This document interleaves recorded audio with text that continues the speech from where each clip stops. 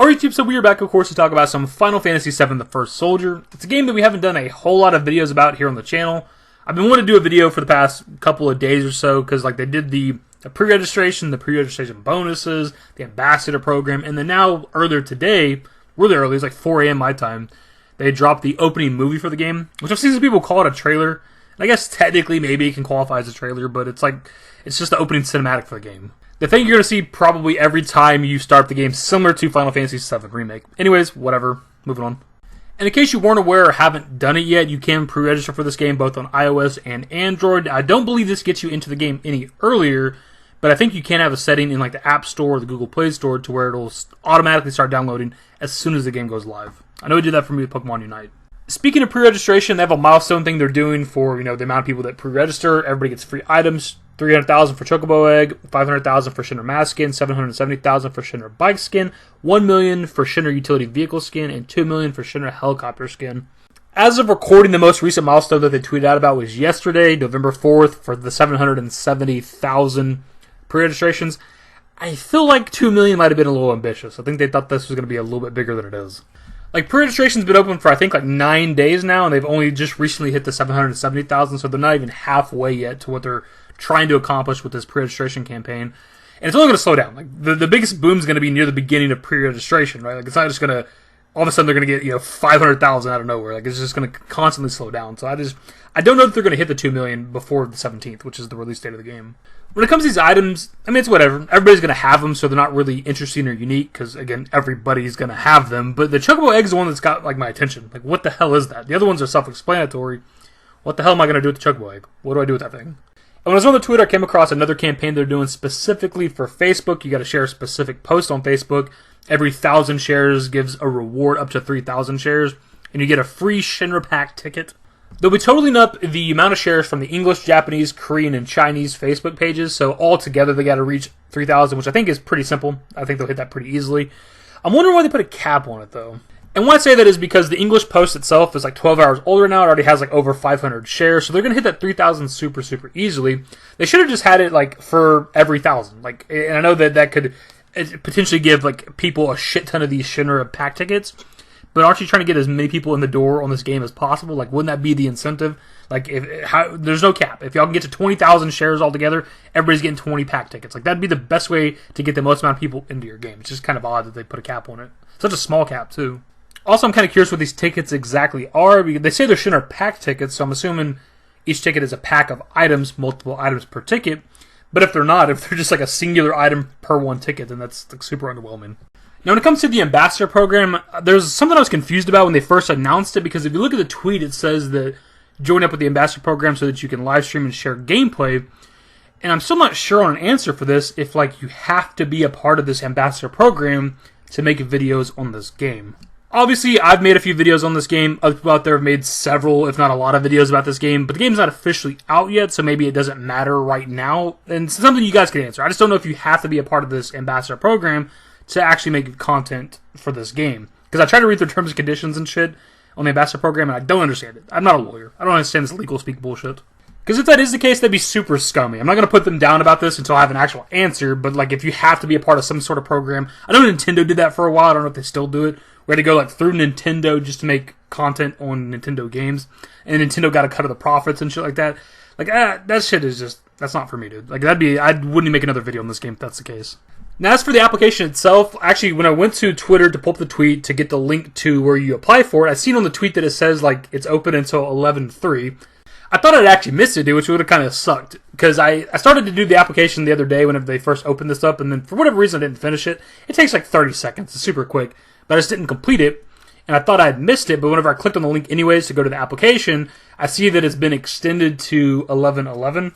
And not to take another shot at this game, kind of like the pre-registration campaign, but I wonder if they didn't get as many ambassadors as they were hoping for this game, so they decided to extend it, or maybe they just decided to extend it in general. There was only like a week or so to like apply for the ambassador program, like 7 or 8 days or something like that, so maybe they just decided to extend it to give everybody else an opportunity to sign up for it. As for the application itself, it's pretty standard. Just put your channel name, the URL, how many followers you have, whether you're on Twitch or YouTube, etc., etc. The only real qualification I'm seeing in terms of what you need to apply for this or qualify for this is to have at least 1,000 followers or subscribers on either Twitch or YouTube. And I know when they first announced this ambassador program, I've seen people on Twitter complaining because you had to have 1,000 followers or subscribers, but you gotta think it's a mutually beneficial relationship you're like stepping into. You gotta have a decent audience, and they're gonna give you exclusive content. It's gonna help you grow your channel or your Twitch or whatever, but it's also gonna help the game. Don't get me wrong, I understand if you want to be a part of this, that does suck. And to be honest, like looking at somebody's like following count doesn't necessarily equate to like views. Because somebody could have 1,000 followers or subs and only get like 10 views. And somebody could have 100 subscribers and they get like 1,000 views per video, right? So it doesn't always equal out. But I guess they're just probably looking for somebody that has like a baseline decent following. And I think the last thing that's I guess worth mentioning before we get into like the intro movie that released is this like retweet campaign where you can win this Shinner box. I don't know what this is. I don't know if we know what's already in it. But there's only like so many people in the world that are gonna win like whatever this is, like 3 people or some shit. Like so, it's whatever. But if you want to do this, retweet this stuff, follow the accounts or whatever, you can do it. Anyways, on to the actual intro movie that we got. Now it opens up with like the regular remake intro, and then it like goes back in time to of course 30 years before. There's really not a whole lot of takeaways from this, even though it's like a 3-minute long movie or video or whatever.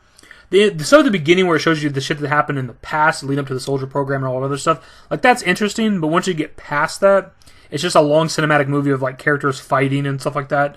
Like you see like the behemoth variant for like ever throughout the trailer or whatever.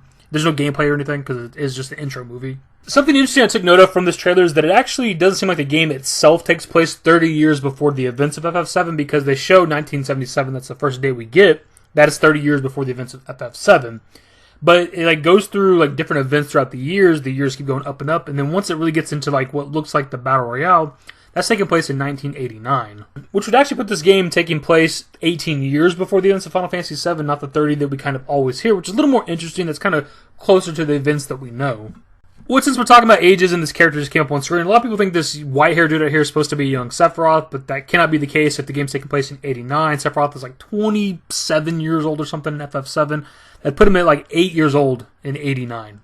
Like, this is not Sephiroth. Plus, I believe they've already said that the characters that we see in the cinematics aren't actual named characters. They're just like random NPCs or whatever. Other than that, there's not really a whole lot of takeaways from this, for me anyways. We do get to see Hollander, Gast, and Lucrecia. I don't think it's the first time we've seen some of these characters. We've definitely seen Hollander from like a different trailer, like early October or something like that. But I'm not sure if we've seen Gast or Lucrecia before. For me, it's the first time. So from 1977 to 84, we get to see like the early stages of the soldier program. We get to see like the Mako chambers. We get to see them actually injecting people with the Mako. You get to see like the inside of a chamber where you get to see like a person where they're not quite like those Makanoids that we talked about recently. Thought that was pretty cool to see, honestly. Obviously, the woman with the yellow tie in her hair is Lucrecia, Sephiroth's mommy, and I guess technically Hojo's mommy, if they're into that kind of thing. From there, it transitions into 1985, and we're seeing Hojo actually kill Professor Gast and take Ifalna and Aerith, which I thought was pretty cool, and also gives us our pseudo first look at Icicle Inn, because the door's wide open, you're seeing all the snow come inside. So that's kind of cool, that's a late game location.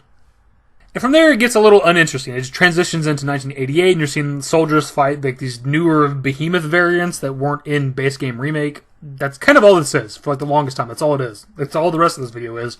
It's just this for a little while right here, and then it cuts into 1989, where we talked about where it looks like it's going to the BR, and that's like all the rest of the video is. And I don't know if this has already like been known, but to me it looks like it's like a simulation, kind of like that, whatever that room is in like Crisis Core, where you see like Angel and like Genesis and Sephiroth fighting or whatever. Like it looks like that because it does like this simulation thing, almost like the virtual reality in Remake whenever it transitions to 89. Again, I don't know if that was already confirmed or something, but I guess it makes a lot of sense when you think about it. It's not really these soldiers running around Midgar fighting each other because it'd be causing all kinds of destruction and stuff. So it makes sense. That's more like a simulation for like maybe training or something like that for the soldiers. Also, because they're fighting each other and killing each other, like that'd be diminishing the soldier like ranks and the members because they'd be killing each other, obviously. So it makes a lot more sense. Now that I'm thinking about it, that's all a simulation. And I think that's pretty much it, my dudes. There's not like a whole lot to take away from this. I do like getting to see like characters like Hollander, which is I think he's exclusive to Crisis Core if I'm not mistaken, right? And getting to see like Gast and Lucrecia, even though we don't get a good look at those characters, it's still our first kind of look at them, and it's what they're gonna look like in Remake, even though we don't get a good look at them. Like you can look at Hojo in this cinematic, and he looks exactly like he does in Remake, just younger.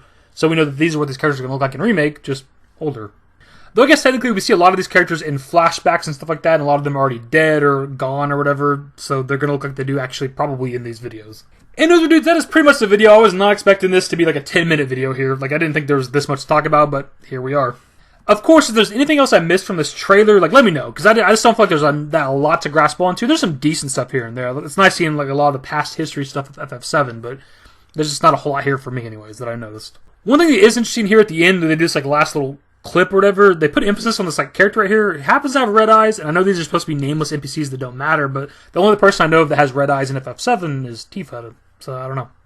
Either way, that's the video. Hopefully you enjoyed it. If you did, give it a thumbs up. Subscribe to the channel if you guys aren't interested in more Final Fantasy VII Remake First Soldier content. Turn on notifications. Follow me on Twitter, dashingdavidbyt. I'm a Discord. The links to the networks are in the description and in the outro. Later, guys.